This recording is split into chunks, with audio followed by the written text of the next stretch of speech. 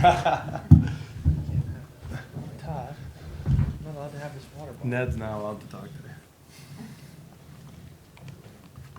Say, Alex, Newsy just confirmed that you'll be playing tomorrow. Just what are your thoughts just going into that game after having not played for a while? And how much did just getting some action last night help going into tomorrow? I don't know. Just it's another game. Like you said, it's been a while, but that's the nature of this position. Sometimes is you go through spurts of playing a lot of games in a short amount of time, or you go through playing a few games in a long amount of time. So it's all right. It comes with the position, and that's it. Just you're always ready to go in at any moment. And last night was no different. Tomorrow night was no different again. So. Alex, you've been in both situations. I mean, last year you were called upon a lot, and then kind of once Vila started 6 straight games just now. What are the different challenges? It's mostly mental. I mean, we're all professionals, so your routine doesn't change that much. You're always ready to go in. Like I said, you have to be ready because obviously, if a situation like last night arises and you go in, you're not prepared, and you get lit up, it doesn't look good on you. So, nothing changes physically or anything like that. It's just mentally sticking with it. Practicing like a game, making sure you're staying sharp, and just working on the details and the fundamentals of the game, so that way when you get the opportunity or when you get the chance to go in, you're ready to go.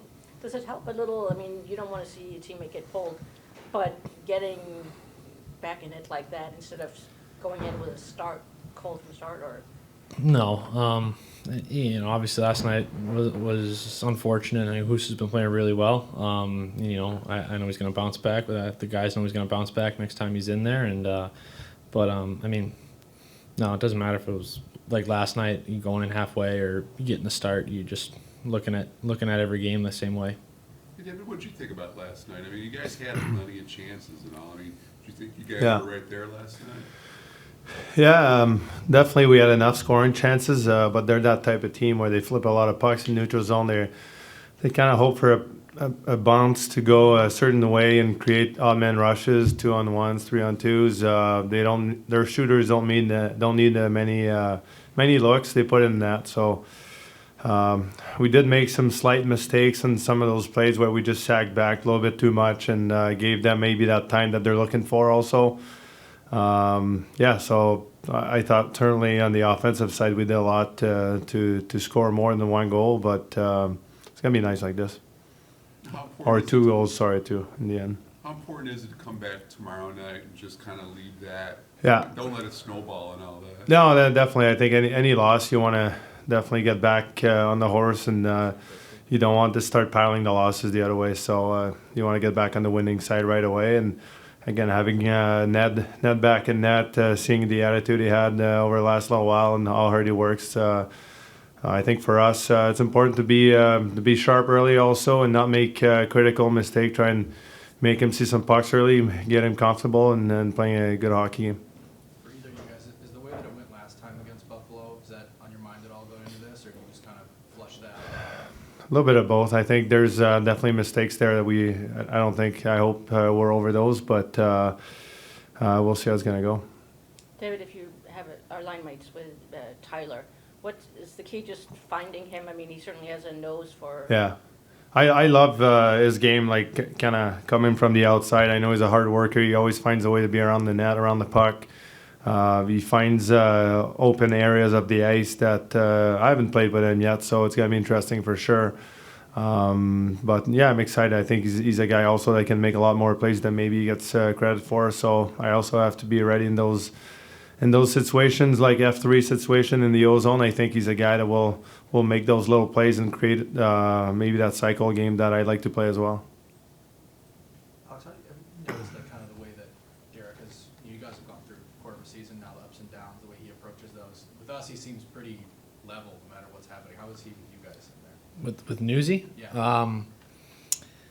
Yeah. I think he's been pretty positive. He for most of the year, there's been a couple times where he's had to kind of let us know things. We're not doing things the right way. But for the most part, he's been pretty positive. And I think that's good because especially in games where maybe we didn't have our best or the pucks didn't kind of go our way, it's easy to maybe look at the negatives or look at the things that went wrong and kind of dwell on those. Kind of like last night, like I thought we played a pretty good game.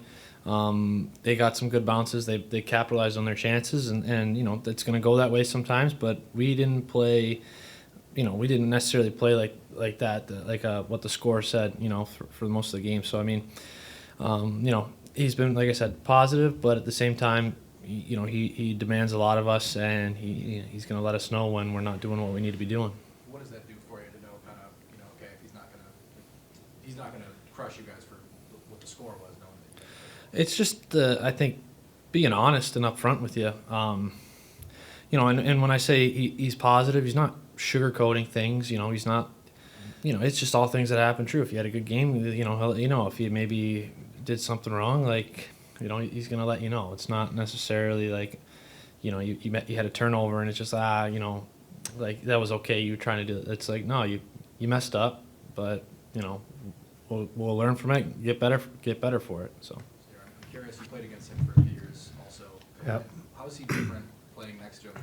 Yeah, it was great. It was a lot of fun, those games. I mean, it was like 3-4 maybe, but it felt like we created a lot of chances, kind of some momentum for our group, and I thought we were pretty solid defensively as well. So certainly he supports the puck really well, coming out on the breakout, a lot of speed. If you just make one good play, the right play usually will be in that spot, and next thing you know, it could be a 2-on-1, 3-on-2 going the other way with the type of pace that he plays with. And also I think on the power play, slowly just we're really starting to find our spots or where we want to support each other, and he does a great job there in that middle bumper. So yeah, I'm sure we'll get to play together down the road at some point, but we had some good stretch for sure. You played with obviously some really good two-way centers in St. Louis. Yeah. I know that's something he's talked about wanting to be in the past. Where do you see kind of him in that? Yeah, no, I think he's evolving into that guy for sure. He's a really good captain, and definitely he's leading our team in every aspect of the way. He's been out there like 5-on-3s, 3-on-5, 5-on-6, 6-on-5. He really wants to be that guy, and it takes years to get to that point. I'm sure it's not easy to have to cover that much ice, be on the ice for all these critical situations, but at the same time, that's what you hope for. You hope for a coach to look for you and give you more opportunity, and he's got that right now.